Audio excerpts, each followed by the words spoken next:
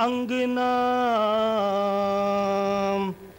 सब वलियों के राजा है जो रसूल अल्लाह के प्यारे सब कहे उनको ख्वाजा मुरे अंगना मुइनुद्दीन आयरी मुरे अंगना मुइनुद्दीन आयरी आए मुरे बाद जगाई सकी आयरी आए मुरे बाद जगाई मुरे अंगना मुइनुद्दीन आयरी मुरे अंगना मुइनुद्दीन आयरी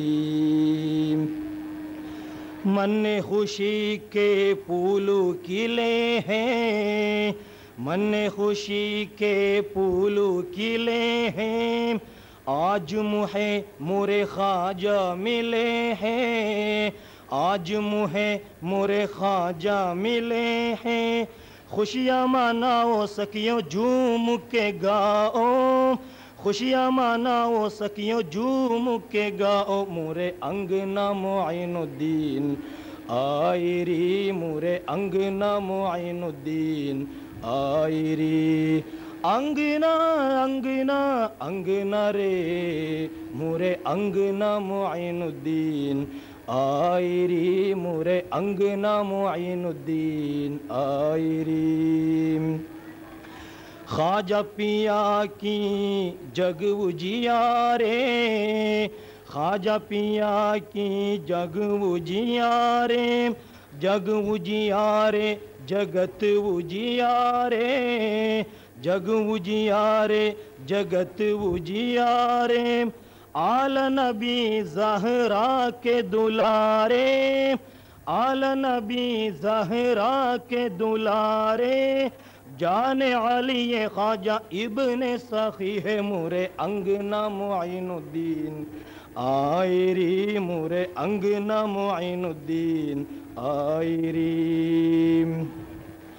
आज मुरे हर धूप मची है आज मुरे घर धूम मची है ख्वाजा पिया की चांदी रची है आज मुरे घर धूम मची है ख्वाजा पिया की चांदी रची है ख्वाजा उस्मा मेहंदी लाए ख्वाजा उस्मा मेहंदी लाए ख्वाजा कुतुब है झंडा उठाए ख्वाजा कुतुब है झंडा उठाए शेख फरीद भी वजद में आए शेख फरीद भी वजद में आए निजामुद्दीन और साफिर गाए ख्वाजा पिया की चांदी रची है ख्वाजा पिया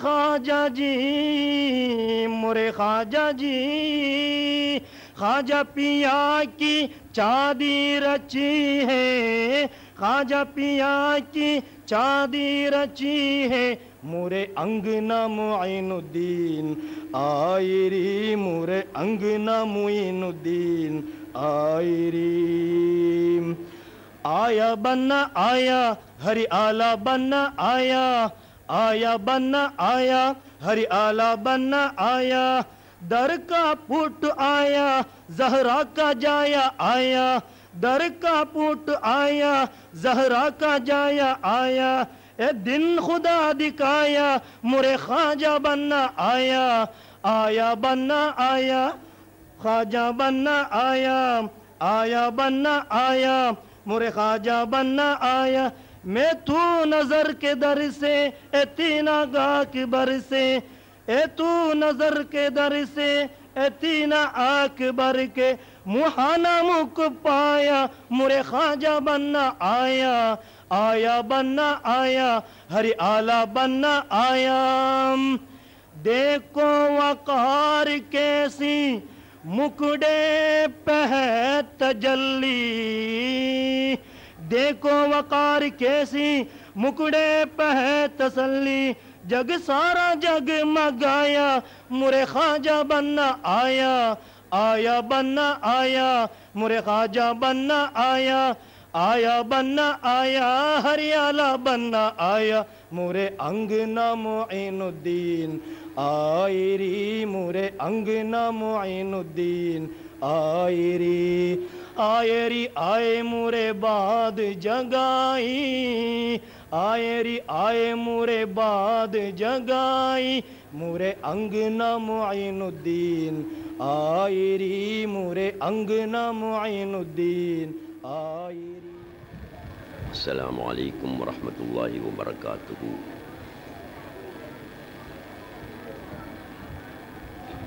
மண்ணால ஆனதெல்லாம் மண்ணெடுத்த கோலமது மண்ணையன்றி வேறுளதோ யா ஹய்யு யா கய்யூமே. பஞ்சால ஆனதெல்லாம் பஞ்செடுத்த கோலமது பஞ்சையன்றி வேறுளதோ யா ஹய்யு யா கய்யூமே.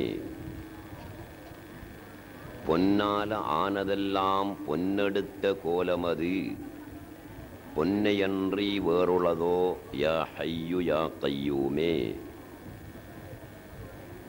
பொன்னால ஆனதெல்லாம் நீ எடுத்த கோலமது பொன்னையன்றி வேறுளதோ யா ஹய்யு யா கய்யூமே. அல்ஹம்துலில்லாஹி ரப்பில் ஆலமீன் வல் ஆகிபத்து லில் முத்தகீன் والصلاة والسلام على سيدنا محمد أشرف المرسلين وعلى آله وأصحابه وأزواجه وأهل بيته أجمعين أما بعد. அளவற்ற அருளாளனும் நிகரற்ற அன்புடையோனுமான எல்லாமாய் தோற்றுகின்ற வல்ல அல்லாஹுக்கே சர்வ புகழும் உரித்தாகட்டும். ஸலவாத்தும் சலாமும் சய்யிதுனா முஹம்மதுன் ஸல்லல்லாஹு அலைஹி வஸல்லம் அவர்கள் மீதும் அவர்கள் சொன்ன மொழியை நடந்த வழியை பின்பற்றி வாழ்ந்து உயரிய நிலையை பெற்ற உத்தமர்கள் சஹாபா பெருந்தகைகள் நல்லவர்கள் வல்லவர்கள் அனைவர்கள் மீதும் சையீதுனா வகௌசுனா ஹாஜா முஈனுத்தீன் சிஷ்டி கத்தஸல்லாஹு சிர்ரஹுல் அஸீஸ் அவர்கள் மீதும் சையீதுனா வகௌசுனா ஹாஜா ஃபஹ்ருத்தீன் சிஷ்டி சர்வாரி கத்தஸல்லாஹு சிர்ரஹுல் அஸீஸ் அன்னவர்கள் மீதும் உண்டாவதாக என்று கூறிய பின், அன்புக்குரிய சகோதரர்களே, அல்லாஹுவின் நல்லடியார்களே, ஞான வழி தோழர்களே, சகோதரிகளே, தாய்மார்களே, ஆண்கள் அமைதியாக இருக்கிறீர்கள், பேசுவதற்கு ஆர்வமாக இருக்கிறது. ஆனால் பெண்கள் அமைதி காத்தால் மட்டுமே பேச முடியும். எனவே தயவு செய்து பெண்களை அமைதி காக்கும்படி அன்பாக நான் கேட்டுக்கொள்கிறேன். குழந்தைகளை சிறார்களை வைத்திருக்கின்ற சகோதரிகள் தயவு செய்து பள்ளியின் பின்பக்கமாக சென்றால் மிகப்பெரிய உதவியாக இருக்கும். அன்புள்ள சகோதரர்களே, அல்லாஹ்வின் நல்லடியார்களே, ஞான வழி தோழர்களே, ஹஸரத் ஹாஜா முஈனுத்தீன் சிஷ்டி நாயகம் அவர்களினதும் ஹாஜா ஃபஹ்ருத்தீன் சிஷ்டி நாயகம் அவர்களினதும் இந்த விழா இன்று 8ஆம் நாளாக நடைபெற்று கொண்டிருக்கிறது. கடந்த நாட்களில் எல்லா நிகழ்ச்சிகளும் மிகச் சிறப்பாக நடைபெற்றன. ஒவ்வொரு நாளும் கடைசியிலே உலமாக்கள், அறிஞர்கள் இந்த மகான்களின் வரலாறுகளையும் அகமியங்களையும் ஞான விளக்கங்களையும் உங்கள் மத்தியிலே அள்ளி தந்தார்கள். இன்னும் ஓர் இரவு மட்டுமே மிஞ்சி இருக்கின்றது. நாளை இரவு கடைசி இரவு.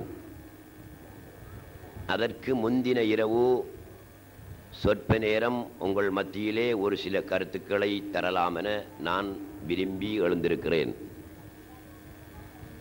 நேற்றிரவு இப்ராஹிம் மௌலவி அவர்கள் பேசும்போது இறை ஞானம் அவசியம், மஅரிஃபா அவசியம். அந்த மஅரிஃபா இல்லாவிட்டால் வணக்க வழிபாடுகளில் இபாதத்துக்களில் எந்த வேலையுமே கிடையாது என்று ஆணித்தரமாக உறுதியாக எடுத்துச் சொன்னார்கள். அதைத்தான் நானும் சொல்ல வருகிறேன். மஅரிஃபா என்று சொல்லப்படுகின்ற இறை ஞானம் இல்லாத இபாதத்து வணக்கம் யானை சாப்பிட்ட விளாங்கனி போன்றதாம். யானை சாப்பிட்ட விளாம்பழத்தை போன்றதாம். நாங்கள் விளாம்பழம் சாப்பிடுவதற்கும் யானை விளாம்பழம் சாப்பிடுவதற்கும் வித்தியாசம் உண்டு. நாங்கள் விளாம்பழத்தை உடைத்து அதன் உள்ளே இருக்கின்ற கனியை மட்டும் சாப்பிடுகின்றோம். விளாம்பழத்தை அதனுடைய ஓட்டோடு முழுமையாக நாங்கள் சாப்பிடுவதில்லை. ஆனால் யானையோ விளாம்பழத்தை மனிதனை போன்று உடைத்து விளாங்கனியை மட்டும் சாப்பிடுவதில்லை. அது விளாம்பழத்தை முழுமையாகவே விழுங்கிவிடும். அல்லாஹ் சுப்ஹானஹு வ தஆலா அதனுடைய குடலிலே ஒரு தன்மையை வைத்திருக்கிறான். முழுமையாக விழுங்கப்பட்ட அந்த விளாம்பழம் யானையுடைய வயிற்றுக்குள் போய் அது உடையாமல் வெடிக்காமல் அப்படியே இருக்க அதன் உள்ளே இருக்கின்ற பழம், அதன் உள்ளே இருக்கின்ற கனி யானையுடைய வயிற்றிலே ஜீரணமாகி விடும், செமிபாடாகி விடும். யானை அதை சாப்பிட்டு விடும். பழம் உடையாது, முழு பழமாகத்தான் இருக்கும். யானை சாப்பிட்ட பிறகு அது மலங்கழிக்கும். அந்த விளாம்பழம் மலத்தோடு முழு விளாம்பழமாகவே வெளியே வரும். விளாம்பழம் எடுப்பதற்காக காட்டுக்கு செல்லுகின்றவன் உண்மையான விளாம்பழங்களை எடுப்பதோடு யானை சாப்பிட்டு கழித்த அந்த விளாம்பழத்தையும் உண்மையான விளாம்பழம் என்று எடுத்துக்கொண்டு வீட்டுக்கு வருவான். உடைத்து பார்த்தால் யானை சாப்பிட்ட விளாம்பழத்தின் உள்ளே கனி இருக்காது, பழம் இருக்காது. அது தோற்றத்தில் மாத்திரம்தான் விளாம்பழமாக தெரியுமே தவிர, பார்வைக்குத்தான் விளாம்பழமாக தெரியுமே தவிர, யதார்த்தத்தில் அதற்குள் கனி இருக்காது. இதே போன்றுதான் ஞானம் இல்லாமல், மஅரிஃபா இல்லாமல் செய்யப்படுகின்ற வணக்கம், இபாதத்து யானை சாப்பிட்ட விளாங்கனியை போன்று பார்வைக்கு விளாம்பழமாகத்தான் இருக்கும். விஷயம் தெரியாத ஒருவன் வீட்டுக்கு வாங்கி சென்று உடைத்து பார்த்தால் ஏமாந்து போவான். அதே போல ஞானம் தெரியாத மஅரிஃபா உடைய அறிவு இல்லாத மக்கள் செய்கின்ற இபாதத்துக்கள் யானை சாப்பிட்ட விளாம்பழங்களை போன்று. அவர்கள் எத்தனை கோடி அமல்களை செய்தாலும் சரியே, மறுமை நாளையில் அத்தனை கோடி அமல்களும் அத்தனை விளாம்பழங்களை போன்று கிடக்கும், குவிந்து கிடக்கும். உஹது மலட பெருசுக்கு இருக்கும். இவனே தன்னுடைய இபாதத்துக்களை பார்த்துவிட்டு கியாம நாளையில சுப்ஹானல்லாஹ், இவ்வளவு இபாதத்துக்களையா இந்த துன்யாவிலே இருந்து நான் செய்திருக்கிறேன் என்று ஆச்சரியப்படுவான். அந்த அளவுக்கு இவன் செய்த இபாதத்துக்கள் கியாம நாளையிலே மறுமையிலே பெரும் குவியலாக உஹது மலை போன்று காட்டப்படும். அல்லாஹ் சுப்ஹானஹு வ தஆலா சொல்லுவான், அடியானே இது என்ன என்று கேட்பான். இவன் சொல்லுவான், இறைவா இது நான் உலகத்திலே இருந்து செய்த இபாதத்துக்கள் அமல்கள். சுப்ஹானல்லாஹ், இவ்வளவோ அமல்கள், ஓதுமலை போன்றது, இமயமலை போன்ற அமல்கள். அல்லாஹ் சுப்ஹானஹு வ தஆலா ஒரு மலக்கை கூப்பிட்டு சொல்லுவான், மலக்கே இங்க வாங்க, என்னுடைய இன்ன அடியான் எவ்வளவோ உஹது மலை போன்ற இமயமலை போன்ற இபாதத்தை செய்து இதோ குவித்து வைத்திருக்கிறான். பார்ப்பதற்கு வியப்பாக இருக்கிறது, ஆச்சரியமாக இருக்கிறது. நீங்க மலக்குக்கு சொல்லுவான், நீங்க ஒவ்வொரு பழமாக இந்த விளாம்பழத்தை உடைங்க என்று சொல்லுவான். மலக்கு வந்து குந்திக்கிட்டு ஒவ்வொரு பழமா உடைச்சிக்கிட்டு அல்லாஹ்கிட்ட சொல்லுவாரு, புச்சி பழம் ஆண்டவனே. புச்சா? புச்சண்டா என்ன? உள்ளுக்கு ஒன்றும் இல்லை. புச்சி புச்சா? சரி தள்ளு. ஒரு குவியல் பழத்தில் ஒரு புச்சி பழம் இருக்கிறது தானே, தள்ளி போடு. அடுத்த பழத்தை உடைச்சிப்பாரு, அடுத்த பழத்தை மலக்கு உடைப்பாரு, அதுவும் புச்சி. அதுலேயும் ஒன்றும் கிடையாது, யானை சாப்பிட்ட விளாங்கனி. இப்படி உஹது மலை போன்ற இமயமலை போன்ற கோடானு கோடி அமல்களை, அந்த விளாங்கனிகளை மலக்கு ஒவ்வொன்றாக உடைச்சு உடைச்சு அவ்வாடத்தில் காட்டினா எல்லாமே புச்சி. தம்பி, நீங்க அமல் செய்யல, பார்வையில் தான் உங்களுடையது இபாதத்து, அமல். யதார்த்தத்தில் அமல் அல்ல. உண்மையான விளாங்கனி என்றால் உள்ளே கனி இருக்க வேண்டும், பழம் இருக்க வேண்டும். அதுபோல உண்மையான இபாதத்து என்றால் அதில் ஞானம் கலந்திருக்க வேண்டும், இறை ஞானம் கலந்திருக்க வேண்டும், மஅரிஃபா கலந்திருக்க வேண்டும்.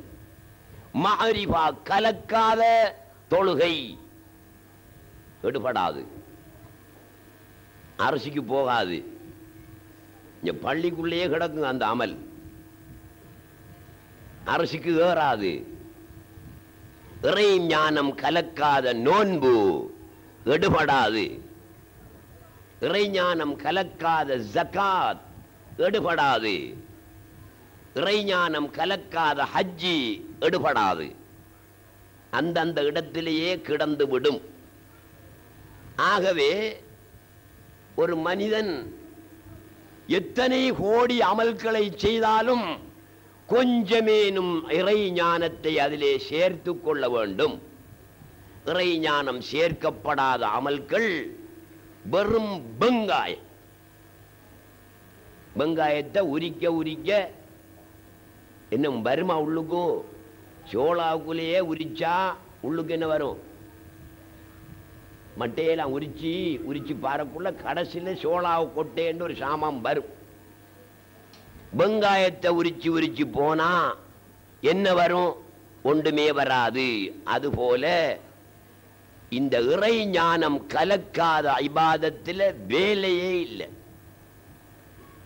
சகோதரர்களே, நான் இழிவாக பேசுறதுக்காக வேண்டி சொல்லல, யதார்த்தத்தை சொல்லணும், உள்ளத்தை பேசணும், தத்துவத்தை சொல்லி காட்டணும் என்பதற்காக சொல்லுகிறேன். சில மனிதர்களை பார்க்கும் போது சுப்ஹானல்லாஹ் ரொம்ப ஆச்சரியமா இருக்கு. இரவெல்லாம் நின்று தொழுகிறார்கள். நெத்தியில ஒரு இடம் காட்சி போதாதண்டு 2 இடத்துல காய்ச்சிருக்கும். இன்னிஞ்சிலவனுக்கு 3 இடத்தை காய்ச்சிருக்கும். என்னடா தம்பி இப்படி உண்ட நெத்தில 3 இடத்துல காய்ச்சி போயிருக்குதே, அது நாம ராவைக்கெல்லாம் நின்று வணங்குறோம். ஏன் வணங்குறீங்க ராவைக்கெல்லாம் நின்று? வலம்து சுன்னத்தமன் ஹையவலாமையில அனிஷ்ட கதமாகுல்லுர்ரமின் வரவி. ரசூலுல்லாஹ்வே இதெல்லாம் நின்று வணங்கி அவங்களோட கால் பாதம் வீங்கி போச்சு. அந்த நபியே அப்படி வணங்கி இருக்கும் போது நாங்க எப்படி வணங்காம இருக்கிறது? அதனால் நாங்கள் வணங்குகிறோம் இரவெல்லாம் என்று சொல்லக்கூடிய மக்களை நாங்கள் பார்க்கிறோம். வெள்ளிக்கிழமை இரவுகளிலே பள்ளி வாயல்களில் போய் தங்கி இபாதத்தை செய்கிற கூட்டத்தாரை நாங்கள் பார்க்கிறோம். ஊராக சுற்றி திரிந்து இபாதத்தை செய்யக்கூடிய கூட்டத்தாரை நாங்கள் பார்க்கிறோம். அவர் அமெரிக்காவுக்கு போனாலும் சரி, ஆப்பிரிக்காவுக்கு போனாலும் சரியே, எங்கு சென்று எவ்வளவு இபாதத்துக்களை செய்து குவித்தாலும் சரியே, மஅரிஃபா என்ற உப்பு அந்த பண்டத்தில் சேர்க்கப்படவில்லை. ஆனால் உப்பில்லா பண்டம் குப்பையிலே என்று சொல்வது போல மஅரிஃபா என்று சொல்லப்படுகின்ற இறை ஞானத்தை எங்களுடைய இபாதத்தில் உணவுக்கு உப்பு சேர்ப்பது போலாவது சேர்த்து கொள்ள வேண்டும். அந்த அளவுக்கேனும் இறை ஞானம் இல்லாத இபாதத் உப்பில்லா பண்டம் குப்பையிலே என்று சொல்வது போல இவர் செய்கின்ற இபாதத்து, தொழுகையோ நோன்போ ஜகாத்தோ ஹஜ்ஜோ எதுவாயினும் சரி, அது குப்பைக்குத்தான் போகுமே தவிர அல்லாஹ்வை போய் அடையாது. அல்லாஹ் சுப்ஹானஹு வ தஆலா அதை ஏற்றுக்கொள்ள மாட்டான். எனவே சகோதரர்களே, தாய்மார்களே, நாங்கள் இதெல்லாம் நின்று தொழ தேவையில்லை. நெத்தியில 3 இடத்தை 30 இடத்தை காய்ச்சும் வரைக்கும் போட்டு உறைஞ்ச தேவையில்லை. செய்கிற வேலையை ஒழுங்கா செய். 5 நேரம் தொழ போறியா தொழு. 5 நேரம் தொழுவதுதான் கடமை. மேலதிகமாக தொழுவது சுன்னத்தான அமல்கள். அந்த 5 நேரம் தொழுகின்ற தொழுகையை மட்டிலாவது சரியாக செய்து கொள் போதும். உயிரற்ற இபாதத்தாக இருக்கக்கூடாது. உயிரற்ற வணக்கமாக எங்களுடைய வணக்கம் இருக்கக்கூடாது. உயிரோட்டமுள்ளதாக உயிருள்ளதாக எங்களுடைய வணக்கம் ஆகுவதாயிருந்தால் அல்லாஹ்வை அறிஞ்சு வணங்கு. அல்லாஹ்வை அறியாம வணங்க முடியுமா? நீங்க இந்த சபையில் எவ்வளவு பேர் இருக்கிறீங்க? அல்லாஹ்வை அறியாம வணங்கலாம், அதுக்கு சாத்தியம் உண்டு, இடம் உண்டு என்று சொல்ல உங்களால் முடியுமா? உங்களால முடியாது, எவராலேயும் முடியாது. இறை ஞானம் இன்றேல் வணக்கம் செய்ய முடியாது, அசாத்தியம். அது முஹால், செய்ய இயலாது. ஏன் அப்படி சொல்றீங்க என்று கேட்க போறீங்களா? அல்லாஹ் சுப்ஹானஹு வ தஆலா திருக்குர்ஆனிலே சொல்லுகிறான், வமா ஹலக்துல் ஜின்ன வல் இன்ஸ இல்லா லியஅபுதூன். மனிதர்களையும் ஜின்களையும் என்னை வணங்குவதற்காகவே நான் படைத்திருக்கிறேன் என்று சொல்லுகிறான். இல்லா லியஅபுதூன் ஐ லியஅபுதூனி, என்னை வணங்குவதற்காகவே தான் மனிதர்களையும் ஜின்களையும் நான் படைத்திருக்கிறேன் என்று சொல்லுகிறான். இதுக்கு, இந்த ஆயத்திற்கு விளக்கம் எழுதுகின்ற சஹாபாக்கள், முஃபஸ்ஸிரீன்கள், திருக்குர்ஆன் விரிவுரையாளர்கள் எப்படி எழுதியிருக்கிறார்கள் என்றால், இல்லா லியஅரிஃபூனி வயஅபுதூனி, என்னை அறிந்து வணங்குவதற்காகத்தான் நான் படைத்திருக்கிறேன் என்று அல்லாஹ் சொல்றான். வணங்குவதற்காக மட்டுமில்லை, என்னை அறிந்து வணங்குவதற்காகத்தான் நான் படைத்திருக்கிறேன் என்று சொல்லுகிறான். அது எப்படி? அப்ப அல்லாஹ்வே சொல்லி இருக்கலாமே, ஒமா கலக்துல் ஜின்ன வல் இன்ஸ இல்லா லியஅரிஃபூனி வயஅபுதூனி என்று அவனே சொல்லியிருக்கலாமே. இது தஃசீர் செய்கிறார்கள், விரிவுரை எழுதக்கூடியவர்கள் தானே இந்த விரிவுரையை எழுதுகிறார்கள். அல்லாஹ் அப்படி சொல்லலையே. அல்லாஹ் எப்படி சொல்லுகிறான்? என்னை வணங்குவதற்காகவே ஒழிய நான் படைக்கவில்லை என்று சொல்லுகிறான். விரிவுரை எழுதக்கூடியவர்கள் வந்து சொல்லுகிறார்கள், என்னை அறிந்து வணங்குவதற்காகவே ஒழிய நான் படைக்கவில்லை என்று அல்லாஹ் சொல்வதாக எழுதுகிறார்கள். இந்த விரிவுரை எழுதினாக்கள் என்ன பொய்க்கட்டால போட்டிருக்காங்களா?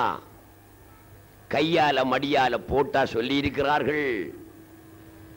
அப்துல்லாஹ் இப்னு அப்பாஸ் ரலியல்லாஹு தஆலா அன்ஹு அவர்கள் ரயீசுல் முஃபஸ்ஸிரீன், திருக்குர்ஆன் விரிவுரையாளர்களின் தலைவர். அவர்கள் செய்த விரிவுரைக்கு பிறகுதான் மற்றவர்களுடைய விரிவுரை. அவர்கள் என்ன எழுதுகிறார்கள்? இல்லா லியஅரிஃபூனி வயஅபுதூனி, என்னை அறிந்து வணங்குவதற்காக.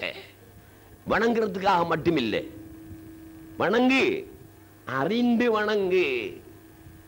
அப்ப இந்த லியஅரிஃபூனி என்ற வசனத்தை பொக்கெட்ல இருந்து போட்டாங்களா அப்துல்லாஹ் இப்னு அப்பாஸ்? கையால மடியால போட்டா எழுதினாங்க.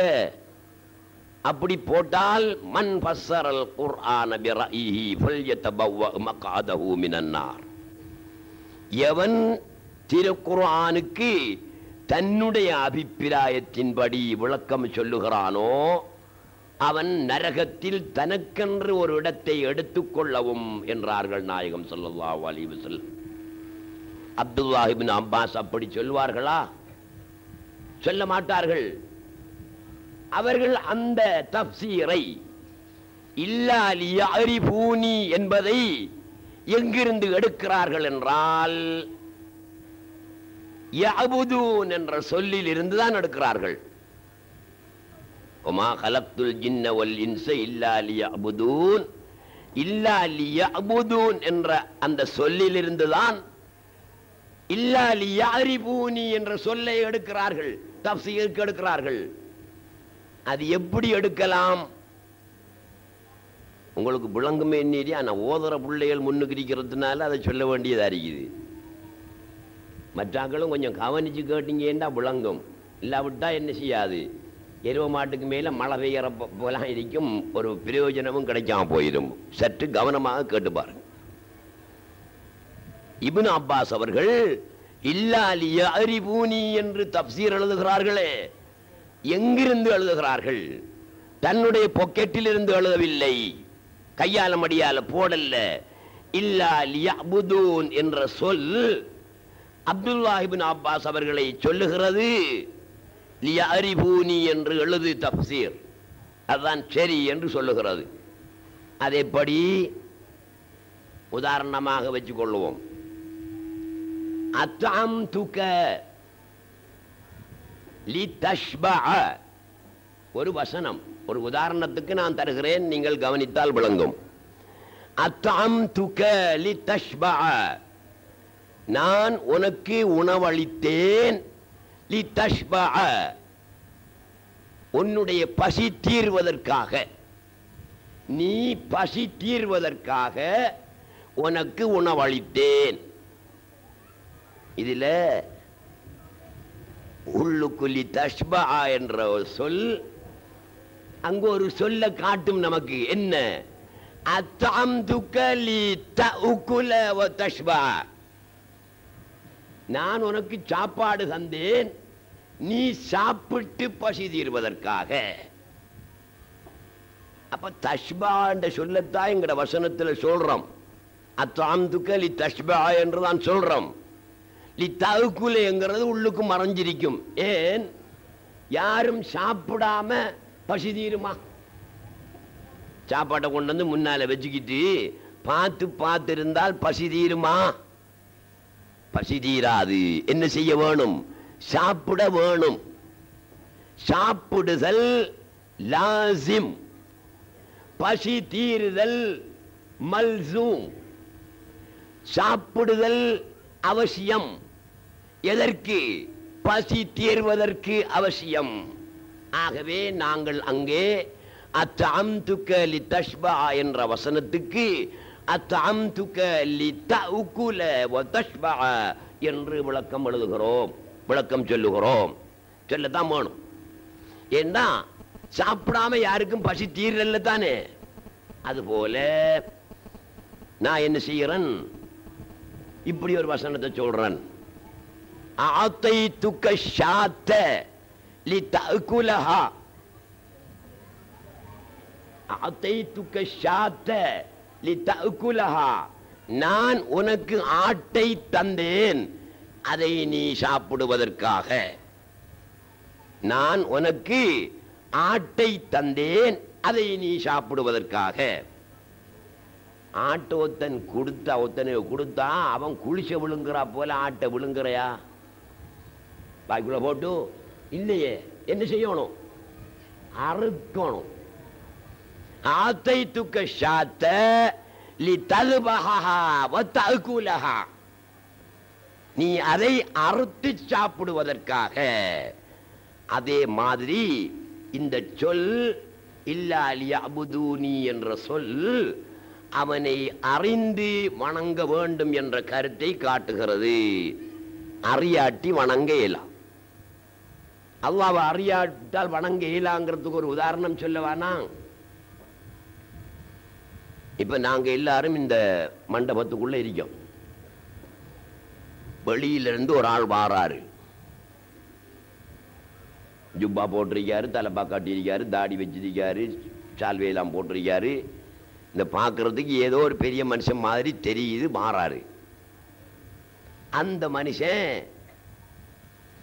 பாகிஸ்தான்ல உள்ள ஆள், எந்த கூட்டாளி, பெரிய ஆலிம், அவர் பெரிய ஷேகு, ஒரு பையத்து கொடுக்கக்கூடிய ஒரு மனுஷன். அவர் வாராரு. இந்த மண்டபத்துக்குள்ளே 500 பேர் நாங்கள் வீட்டிருக்கிறோம். இந்த 500 பேரில் எனக்கு மாத்திரம்தான் அவரை தெரியும். உங்களில் யாருக்கும் அவரை தெரியாது. யார் என்னும் தெரியாது.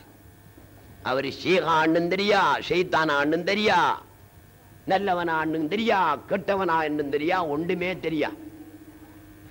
எனக்கு மட்டும்தான் தெரியும் அவர் ஒரு ஷேக், பையத்து கொடுக்கிற மனுஷன், பெரிய ஆலிம், பெரிய மனுஷன் என்பது எனக்கு மாத்திரம்தான் தெரியும்.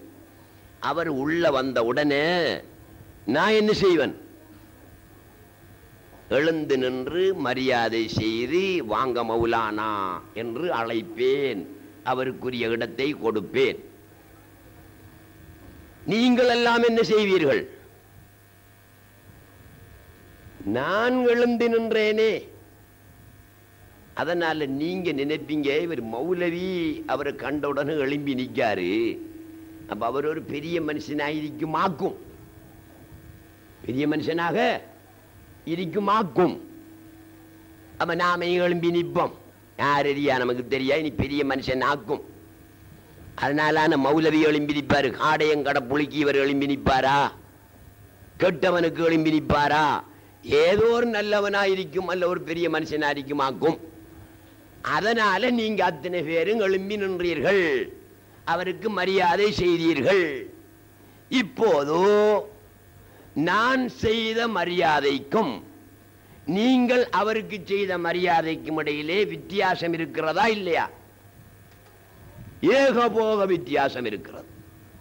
மலைக்கும் மடுவுக்கும் இடையில் உள்ள வித்தியாசம் இருக்கிறது. ஆனைக்கும் பூனைக்கும் இடையிலே உள்ள வித்தியாசம் இருக்கிறது.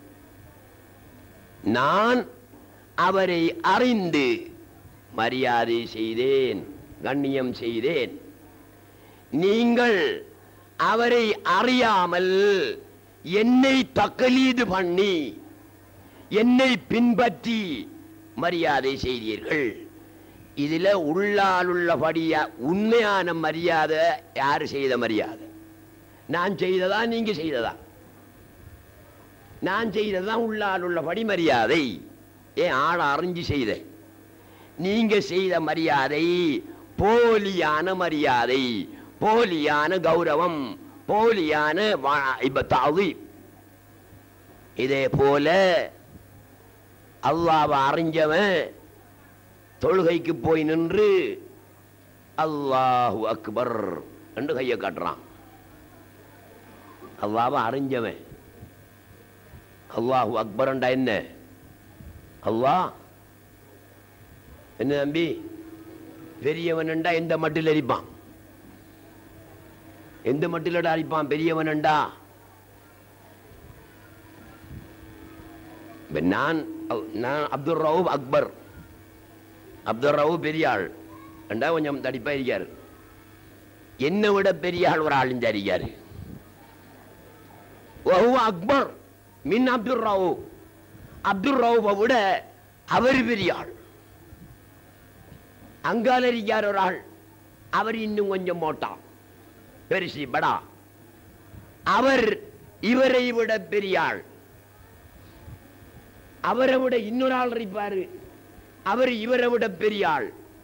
இதெல்லாம் சைஸ்ல பெரிய ஆக்கள், சைஸ்ல உடம்புல பெரிய ஆள் என்று அர்த்தம். அல்லாஹு தஆலா உடம்புல பெரிய ஆள் என்று அர்த்தமா? அல்லாஹு அக்பருக்கு அல்லாஹ் பெரியவன் என்பதற்கு எப்படி எழுதுவாங்க தெரியுமா? ஆறு இந்த குழியோட கடல்ல குழியோடுறவனும் இருப்பான், வெளி நீச்சல் அடிக்கிறவனும் இருப்பான். ரெண்டு ஐட்டம் இருக்கு. கடல்ல நீஞ்சல் ஆக்கள்ல வெளியில நீச்சல் அடிக்கிறவனும் இருக்கான், அவன் உடம்பு கை காலெல்லாம் வெளியே தெரியும். இன்னொருத்தன் இருக்கான் தெரியாது, அவன் தண்ணிக்குள்ள குழி ஓடுவான். இந்த வெளி நீச்சல் அடிக்கிறாக்கள் இருக்கிறாங்களே பெரிய ஆக்கள் உண்டு, அவங்க எழுதுவாங்க அல்லாஹு அக்பரு என்றா அல்லாஹு அஅலமு, அல்லாஹ் ரொம்ப வலுப்பமானவன் என்று எழுதுவார்கள். என்ன கருத்து? என்ன அந்தஸ்தில தரஜாவுல விஷயத்தில வலுப்பமானவன் என்ற கருத்து, சைஸ்ல அல்ல என்ற கருத்து. இந்த உள்ளுக்கு குழியோடுறவங்க இருக்காங்களே அவங்க எழுதுவாங்க அல்லாஹு அக்பர் வண்டா அக்பர் தான், பெருசுதான், அவன் பெருசுதான். எவ்வளவு பெருசா இருப்பான். இப்ப எல்லாமே அவனே அவன் என்றான், அவன் சைஸ் எவ்வளவு இருக்கும்? நிறுக்கையிலுமா அம்பி, அளக்கையிலுமா? ஒண்ணும் கிடையாது, அப்படி பெரியவன். அப்ப அல்லாஹு அக்பர் தக்பீர கட்டிட்டாரு, அல்லாஹு அக்பர். என்ன அக்பர்? தீன் ரோட்ல இருக்கிற அக்பரா? எந்த அக்பர்? அவன் வலுப்பமானவன் அல்லது சைஸ்ல பெரியவன்? எப்படி விளங்கினா? நீ வலுப்பமானவன் என்று கருத்து வைத்தாலும் சரி, சைஸ்ல பெரியவன் என்றாலும் சரி, எப்படி விளங்கி இருக்கிறாய்? அவன் வலுப்பமானவன் என்று எப்படி தெரியும் உனக்கு? சொல்லு பாப்போம். அல்லாஹு அக்பர், அல்லாஹ் வலுப்பமானவன். என்னடா வலுப்பமானவன்? சொல்ல பாப்போம். வலுப்பமானவனுக்கு ஆதாரம் சொல்ல பாப்போம். ஆதாரம் தெரியா இவனுக்கு அல்லாஹு அக்பர் என்று சொல்றான். இப்ப நாங்க எல்லாரும் தொழுகிறோம் தானே, கொஞ்ச நேரத்துக்கு தக்பீரை காட்டிட்டு நிற்கும். மறுகா ஃபாத்தியா சூரத்தெல்லாம் ஓதி முடிஞ்ச உடனே என்ன செய்யறோம்? குனிஞ்சிட்டு ருக்குவுக்கு போறோம். ருக்குவுல 3 தரம் சுப்ஹான ரப்பியல் அஸீம் வ பிஹம்தி என்று ஓத சொல்லிருக்கி. அது ஓதி முடிஞ்ச உடனே மறுகா சமி அல்லாஹு லிமன் ஹமிதான்னு நிமிர்றோம். அதுல ஓதுறத்தை ஓதி முடிஞ்ச உடனே நின்றுட்டு இருக்கல தானே, சட்டத்தில்னு சொல்லப்பட்டிருக்கு கொண்டு போய் உழு, சுஜூதுல உழு என்று சொல்லப்பட்டிருக்கு. சுஜூதுல கொண்டு போய் விழுகிறோம். என்னத்தை கண்டுகிட்டு இதெல்லாம் செய்யறான் நீ? உனக்கு என்ன தெரியுது தம்பி? நீங்க வாரீங்க இந்த மண்டபத்துக்குள்ள, நாங்க இப்படி கையை காட்டிக்கிட்டு நிற்கன் தொலைக்கள் அல்ல. கிபிலாவை பார்த்து கையை காட்டிக்கிட்டுண்டா நீங்க என்ன செய்யிட்டு போவீங்க? மௌலவி தொழுகிறாராக்குமெண்டு நான் இஞ்சால ரோட்டை பார்த்து இப்படி கையை காட்டிக்கிட்டு நிற்கன். என்னடா இவர் கையை காட்டிக்கிட்டு நிற்காரு என்று பார்த்தீங்க. அங்க யாரும் எனக்கு முன்னாலே இல்லை. எனக்கு ஒரு உஸ்தாத் இருந்தா, ஒரு ஷேக் இருந்தா, அவருக்கு முன்னால நான் கையை கட்டி நின்றனண்டா நீங்க நினைச்சுக்குவீங்க ஷேகுக்கு முன்னால கையை கட்டி நிக்காரு, உஸ்தாதுக்கு முன்னால கையை கட்டி நிக்காரு நினைச்சிட்டு போவீங்க. ஒருவருமே இல்லை. நான் கையை கட்டி நின்றா நீங்க என்ன நினைப்பீங்க? தலை கலண்டு போய் தென்னேரியா நல்லா தான் இருந்தார் நேற்று முந்த நாளெல்லாம், என்ன இன்றைக்கு இந்த கோலம் நினைப்பீங்களா இல்லையா? அந்த கோலம் தான் இது. தலை கலண்ட வண்ட வேளாம்.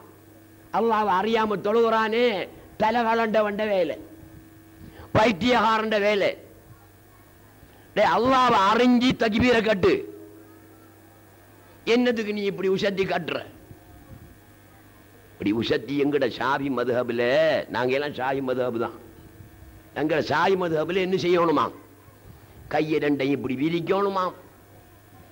எப்படி இப்படி எங்க ஏலா? இப்படி எங்கலாமா கைபிராட்டக்க அல்லாஹ் அக்பர்ண்டு ஏலா. 5 விரலை இப்படி விரி. இந்த காது சோனரிக்க எந்த அறிக்க இதுக்கு எதை கொடுக்கணுமா? பெரிய விரலை கொடுக்கணுமா? இப்படி ரெண்டையும் இப்படி விரிச்சு வைக்கணுமா? பிறகு அல்லாஹு அக்பர் என்று கட்டணுமா? நெஞ்சல கட்டினா என்ன? வலது பக்கம் கட்டினா என்ன? இடது பக்கம் கட்டணுமா? ஏண்டாப்பா இது? நீங்க இந்த வேலையில என்னதுக்கு ஏன் கஷ்டப்படணும்? ஒவ்வொருத்துக்கிட்டு போற வள்ளிக்க போனோன்னு அல்லாஹு அக்பர் பின்னால கையை கட்டிட்டு கூட்டாளி மாரட காய்ச்சி நிக்கிற மாதிரி நிக்கிற என்ன நின்றா என்ன? இப்படித்தான் நகையை கட்டணும், இப்படி செஞ்சுதான் நகையை கட்டணும். அல்லாஹு அக்பர் எங்கும் போது நீஞ்சான் கட்டணும். எங்க இருக்கு கல்பு? வலது பக்கம் இருக்கா இடது பக்கம் இருக்கா? இடது பக்கம் தான் இருக்கு.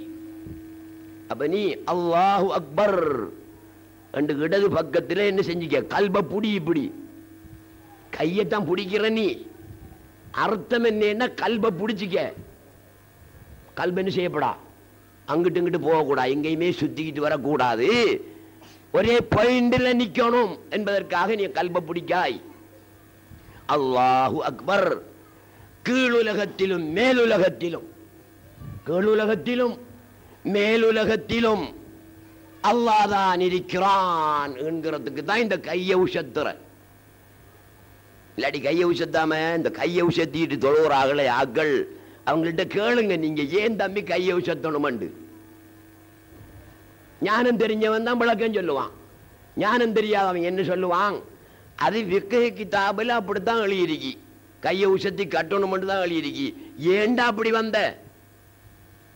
விளக்கம் தெரியாது. ஞானம் தெரிந்தால் தான் தக்பீரையும் சரியா கட்டலாம். ஞானம் தெரியாவிட்டால் தக்பீரையும் சரியா கட்ட முடியாது. உங்களுக்கு நான் முந்தின காலத்தில் நான் பேசியிருக்கேன், இப்ப கிட்டத்தில் பேசல, முதல்ல பேசியிருக்கிறேன். நம்ம ஊர்ல இந்த பேயோனான் என்று ஒரு ஓனாயிருக்கு தெரியுமா? அதுக்கு என்னடா தமிழ்ல சொல்ற? பேயோனான் என்று தான் நம்ம ஊர்ல சொல்ற. அதுக்கு தமிழ் சொல் என்னன்றது நமக்கு தெரியாது. பச்சோந்தி என்று சொல்ற என்ன ஏரியா? நம்ம தவறா சொல்லி கேளாதானே? பேயோனான் நான் சொல்றேன். இந்த மேல முள்ளு போல இருக்கே அதுதான் பேயோனா. இந்த பேயோனான பார்த்திருக்கிறீங்களா? இப்ப ரொம்ப குறவு. சூறாவளி அடிக்கிறதுக்கு முதல் நிறைய காத்தாங்குடியில மரம் மட்ட செடி கொடிகள் எல்லாம் இருந்து நிறைய பேயோனா இருந்துச்சு. இப்ப பேயோனானும் ஆரிவீன்கள் குறைஞ்சது போல பேயோனானும் குறைஞ்சு போயிட்டு. அந்த பேயோனா என்ன செய்யும் தெரியுமா? பார்க்கணும், நீங்க எங்க தேடி பாருங்க. காலத்தால பேயோனா சூரியன் உதிக்கின்ற பக்கம் அப்படியே பார்த்துக்கிட்டு இருந்து சும்மா இருக்கும், அப்படியே ஆடாது அசையாது. கொஞ்ச நேரத்துக்கு பிறகு தலைய கீழும் மேலும் ஆட்டும், தலைய கீழும் மேலும் ஆட்டும். பிறகு சற்று பிந்தி வலதிலையும் இடதிலையும் ஆட்டும். என்ன அதுக்கு கழுத்துக்க பிடிச்சிக்கிறோயோ பேவோனானுக்கு காலத்தால கழுத்துக்க பிடிக்கிறல்ல, அது ஷுஹூது செய்யுது. ஹக் தஆலாவை ஷுஹூது செய்யுது. அந்த பேவோனா காட்சியாக காணுது. அந்த காட்சிக்கு ஏற்ற விதமாக தலையை அசைக்குது. அந்த காட்சி எப்படி கிடைக்கின்றதோ அதற்கேற்ற மாதிரி பாவனை செய்ய வேணும். தலையை எப்படி ஆட்டணும்டா அப்படித்தான் ஆட்டணும். இப்படி ஆட்டணும், அந்த காட்சி கண்டு அப்படிதான் ஆட்டணும். பேயோனாண்ட நிலம் அது. இவன் பேயோனான விட மோசமானவன். இப்ப தைபீரை கட்டிட்டே நிக்கான் இல்லையே, அட குனியறியலவா ருக்குவுக்கு போகிறிய, என்ன காட்சி கிடைச்சதுக்காக வேண்டி நீ குனிஞ்ச சொல்லு பாப்போம். மறு நிமிந்து சமியல்லாஹு லிமன் ஹமிதா ஆண்டு வந்தியே, ஏன் வந்தா? அப்படியே நின்றுட்டு சலாம் கொடுத்து போட்டு வரலாமே, ஏன் வந்தாய்? காட்சிக்கு ஏற்ற விதமாக நிமிர வேண்டும். ஏன் சுஜூதில கொண்டு போய் விழுந்தாய்? காட்சிக்கு ஏற்ற விதமாக சுஜூது செய்ய வேணும். இப்படி சகோதரர்களே, நாங்க ஒரு ரக்காத்து தொழுதாலும் சரிதான், அல்லாஹ்வை அறிந்து ஞானத்தை தெரிந்து மாரிபாவை தெரிந்து நாங்கள் வணங்க வேண்டும். இல்லாவிட்டா வணக்கத்தில் வேலல்ல. எனவே சகோதரர்களே, நீண்ட நேரம் பேசக்கூடிய மாதிரி சூழல்கள் இல்லை. இங்க ஏல விற்பனைக்கென்று எக்கச்சக்கமான சாமான்கள் இருக்கு. அதையும் நாங்க முடிஞ்ச அளவு குறைச்சித்தான் ஏல விற்பனை செய்கிறோம்.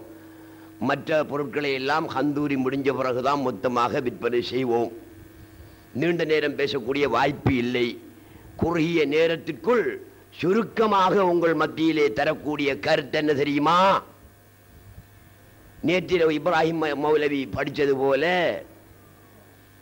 நீங்க எவ்வளவுதான் கிதாபுகளை ஓதிட்டாலும், அதுவும் காத்தாங்குடியில் இல்லை, காலியில் இல்லை, மக்கா மதீனாவில் போய் ஹரத்துக்குள்ள இல்லை, காபத்துல்லா கதவை திறந்து விட்டு அதுக்குள்ள போய் இருந்துகிட்டு கிதாபு ஓதினாலும் சரியே, நெத்தி தேய தேய தொழுதாலும் சரியே, முழங்கால் தேய தேய தொழுதாலும் சரியே, நோம்பு பிடிச்சி பிடிச்சி சுங்காங்கருவாட்ட போல ஆனாலும் சரியே, ஹஜ்ஜி செய்து செய்து உங்களுடைய முதலை எல்லாம் அள்ளி அழித்தாலும் சரியே, அல்லாஹ்வை தெரியாத வரைக்கும், அல்லாஹ்வை நீங்கள் புரியாத வரைக்கும் எதுவும் செல்லுபடியாகாது. ஹராமுல உரைச்சி. அல்லாஹ்வை தெரியாதவன் யாரு? வலது ஜினா, ஹராமுல உரைச்சி. இந்த மார்க்க சட்டத்தில் ஃபிக்ஹ் கிதாபில் எழுதியிருக்கிறாங்க, வலது ஜினா என்று திட்டமாக ஒத்தனை தெரியும் என்றால், ஒத்த ஹராமில் பிறந்தான் தம்பி, காத்தாங்குடியில் ஒத்த ஹராமில் பிறந்துட்டான், எப்படியோ அவன் ஓதிக்கு மௌலவியா வந்துட்டான் வச்சுக்குவோமே, அவனை பள்ளி வாசல்ல பேசி மாமா வச்சிருக்கேன்னு வச்சுக்குவோமே, அவனுக்கு பின்னால் நின்று தொழுவ கூடும். கூடான்னு நான் சொல்லல, மக்ரூஹு நல்லதில்லை, வெறுக்கப்பட்ட விஷயம். வலது சினாவுக்கு பின்னால நின்று தொழுகிறது வெறுக்கப்பட்ட விஷயம். அதே போல வலது சினா இருக்கே, விபச்சாரத்தில் பிறந்த பிள்ளை இருக்கே, அவனுக்கு உம்மாவை தெரியுமா தெரியாதா? உம்மாவை நிச்சயமா தெரியும் தான். ஆறு தெரியா? பாப்பாவை தான் தெரியாம இருக்கும்.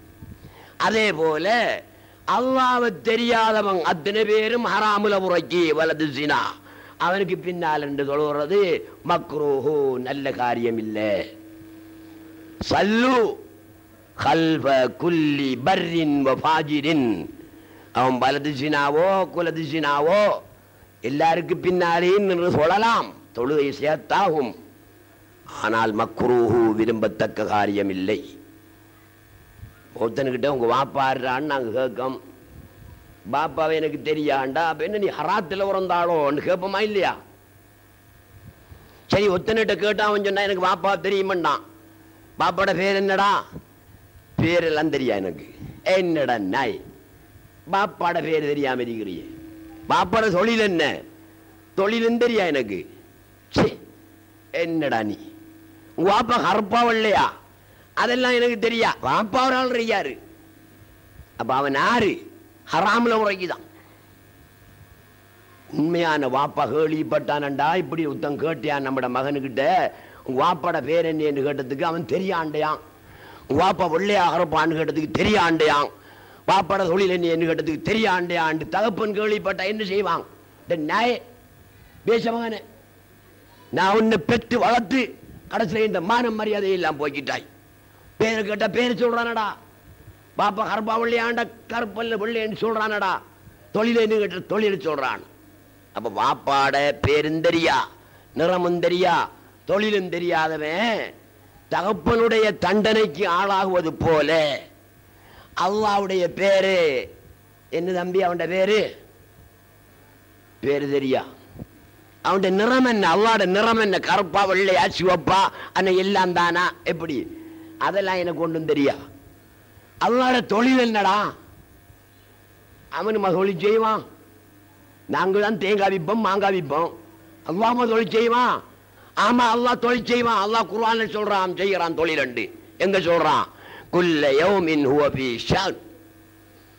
ஒவ்வொரு வினாடியும் ஒவ்வொரு தொழிலிலே இருக்கிறான், ஒவ்வொரு வேலையிலே அல்லாஹ் சுப்ஹானஹு வ தஆலா இருக்கிறான். என்ன வேலை? தஜல்லி, அத்தஜல்லி பாத தஜல்லி, அத்தஜல்லி பாத தஜல்லி, ததாபு தஜல்லி. அவனுடைய வெளிப்பாடு ஒன்றன் பின்ன ஒன்றாக நடந்து கொண்டிருப்பது அவன் செய்கின்ற வேலை. அப்ப வாப்பாட தொழிலை தெரிஞ்சிருக்கணும், வாப்பாட நிறத்தை அறிஞ்சிருக்கணும், வாப்பாட தன்மையை விளங்கியிருக்கணும். அப்பான் சரியான மகன். அதே போல் அன்புள்ள சகோதரர்களே, சகோதரிகளே, நாங்கள் அல்லாஹ்வை பற்றி முழுமையாக தெரிஞ்சிருக்கணும். அப்பான் தப்பலாம். இல்லாவிட்டா உண்மையான வாப்பாவுக்கும் மகனோட கோபம் பார மாதிரி அல்லாஹ்வுக்கு கோபம் வரும்.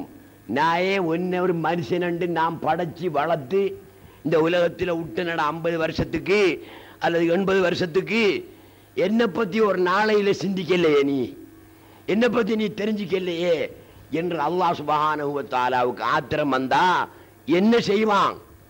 கோடாலியால் தலை மண்டையா கொத்துவான், இல்ல கிழிச்சு எறிவான். அல்லாஹ்வுடைய ஆத்திரம் அப்படித்தான். இன்னல்லாஹா லஅக்யரு. அல்லாஹ் தஆலா ரொம்ப ரோஷக்காரன். நீங்க கல்யாணம் முடிச்சீங்க தானே? கல்யாணம் முடிச்சீங்க? கேட்குற கேள்விக்கு பதில் சொல்லுங்க.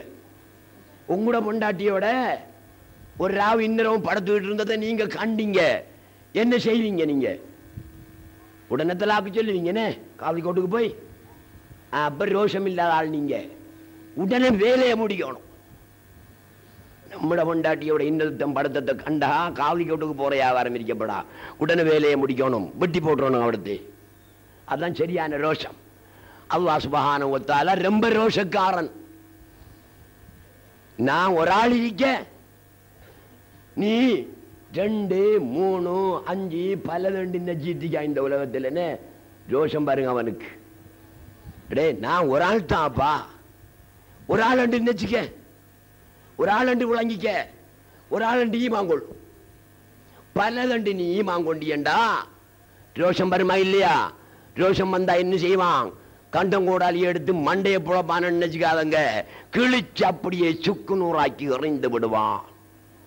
எனவே அன்புள்ள சகோதரர்களே, நாம் அனைவரும் இறை ஞானத்தை அறிந்து அந்த வழியிலே சென்று அவுலியாக்களை நேசித்து அவர்களுக்கு விழாடுத்தி அவர்களுடைய அன்பை பெற்று நல்லடியார்களாக ஆக வேண்டும் என கேட்டு முடித்துக் கொள்கிறேன்.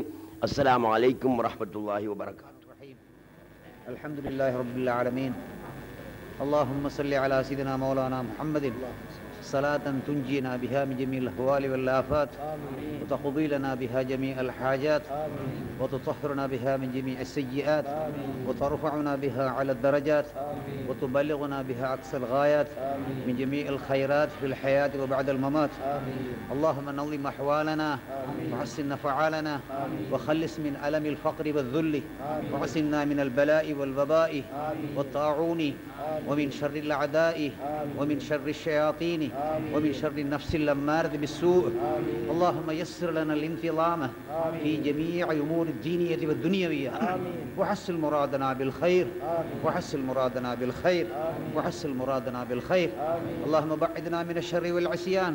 اللهم إنا نعوذ بك من جهد البلاء ودرك الشقاء وسوء القضاء وشماتة الأعداء. يا محول الحول والأحوال حول حالنا إلى حسن حال. اللهم يا كثير النوال ويا خالق جميع الأفعال وفقنا لنية الخير بجميع الأقوال والأحوال.